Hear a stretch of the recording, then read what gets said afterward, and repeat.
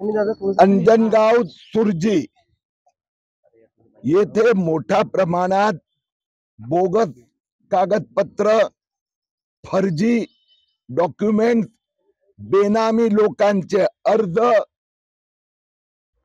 इथल्या तहसीलदार कार्यालयाने 1484 पैकी 0 अर्ज फेटाळले, 585 ना सर्टिफिकेट दिले आणि 900 ना देण्याची प्रक्रिया पूर्ण केली। या संबंधी 100 पुरावे मी आज अंजनगाव पोलीस स्टेशन येथे सुपूर्द केले, माझी तक्रार दिली आहे। मला आशा आहे की याच्यावर FIR गुन्हा दाखल होणार। ज्या 100 लोकांनी जे बांगलादेशी आहे, मी पुन्हा एकदा म्हणतो बांगलादेशी आहेत, इथला मुस्लिम आहे, त्याच्याकडे जन्म प्रमाणपत्र आहे, इथला हिंदूंकडे आहे, हे बाहेरून आलेले आहेत, कारण त्यांचा सोबत डॉक्युमेंटच नाहीये। आणि असे फर्जी एक उदाहरण देतो, एका उर्दू शाळेत लिव्हिंग सर्टिफिकेट TC जोडलाय, ज्याचं TC जोडलंय ना ते केव्हा देण्यात आलं, तारीख केव्हाची, 2023 ची। त्याचं वय किती माहित आहे? 1932 मध्ये जन्म झाला, 1938 मध्ये शाळेत प्रवेश घेतला, 1939 मध्ये शाळा सोडली। त्या व्यक्तीचं स्कूल लिव्हिंग सर्टिफिकेट हे 2023 मध्ये घेण्यात आलं। मला हिंदुस्थानाची कुठली अशी शाळा की ज्याच्याकडे 39 चे रेकॉर्ड आहे, 38 चे रेकॉर्ड आहे, फर्जी लिव्हिंग सर्टिफिकेट देण्यात आलं आहे। शेकडो फर्जी TC देण्यात आलेले आहे, कॉम्प्युटर प्रिंटआउट देण्यात आले आहेत, फक्त आधार कार्डाच्या आधारावर जन्म प्रमाणपत्र देण्यात आलं आहे। आणि म्हणून माझी मागणी आहे, या 100 जे पुरावे दिले आहेत त्या 100 लोकांवर ताबडतोब FIR दर्ज करावा। आणि यात तहसीलदार कार्यालयातले काही लोक इन्व्हॉल्व आहेत, काही एजंट इन्व्हॉल्व आहेत आणि काही वकील पण इन्व्हॉल्व आहेत। कारण की माहित असताना की व्यक्ती इथे नाही आहे, म्हणजे मी त्यांना 1 डझन असे अर्ज दिले आहेत की ती व्यक्ती तहसीलदारकडे कधी आलीच नाही, ती व्यक्ती अस्तित्वात आहे की नाही माहीतच नाही, त्यांनी अर्जही केला नाही, त्याच्यासाठी दुसरा कोणी अर्ज केला।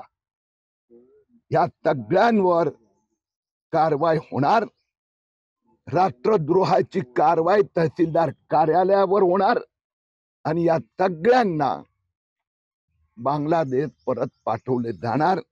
हे 100 पुरावे मी दिले आहेत, पण सगळे 1484 अर्ज तपासावे अशी माझी मागणी आहे।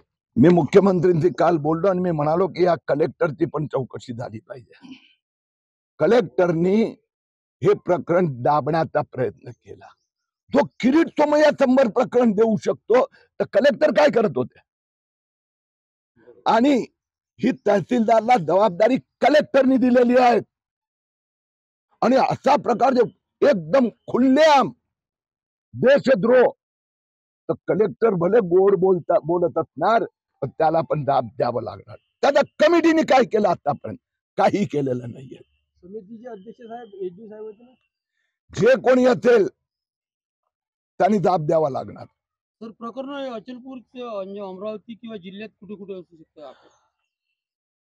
महाराष्ट्रात वास्तविकरित्या हे अधिकार तहसीलदारला नोव्हेंबर 2023 मध्ये देण्यात आले। 2024 पासून तहसीलदारनी या कामाची सुरुवात केली। हा संबंध महाराष्ट्रात प्लान केलेला घोटाळा आहे। 2,23,000 अर्ज आले जन्म प्रमाणपत्रासाठी, त्यातनं 99% मुस्लिम समाजात आहे। जर जन्म प्रमाणपत्र जुनं नसेल तर सगळ्या हिंदू समाजांचे पण नसले पाहिजे, परंतु 69 ते 2023 पर्यंत इथे राहणारे मुस्लिम हिंदू सगळ्यांचे जन्म प्रमाणपत्र आले। हे जे 54 असे शहर आहेत की जिथे 1000 ते 5000 प्रमाणपत्राचे अर्ज आले, दिले गेले, त्यातनं 52 हे फक्त मराठवाडा आणि विदर्भात आहे।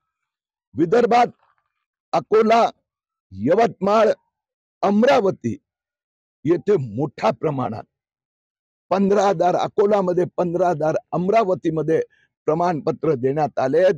मी मुख्यमंत्रीकडे मागणी केली आहे की ह्या दोन्ही तिन्ही जिल्ह्यात फॉरेन्सिक ऑडिट करावं. सर हिंदी